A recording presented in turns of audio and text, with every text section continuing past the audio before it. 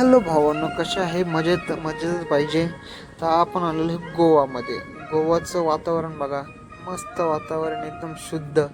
तिथं साफसफाई बघा, कारण का आपल्या इकडून इकडे बघा साफसफाईचं महत्त्व किती. आणि गोवाचा विषय म्हणजे वेगळा आहे, तुम्हाला सांगायची गरज नाही. फक्त गोवामध्ये आल्यावर पैसे लागतात.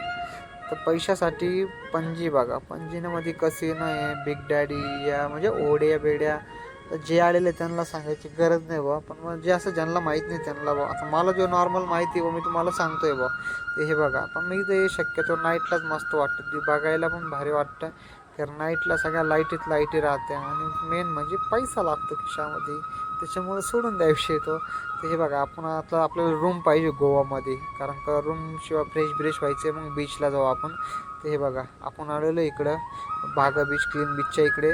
तर हे ब्रोकर आहे आपल्याला, एक गाड्या आहे. हे आपल्याला पर पर्सनने काहीतरी 500 का 600 रुपये काय असेल ते त्यांना द्यावं लागतं. पर पर्सनने आपल्याला भेटतं. आणि हे रूम आहे, तर 1500 रुपये पर पर्सन, म्हणजे पर पर्सन म्हणजे एका व्यक्तीला. तर त्याचे दोघं किंवा तिघं राहू शकतात त्या रूममध्ये.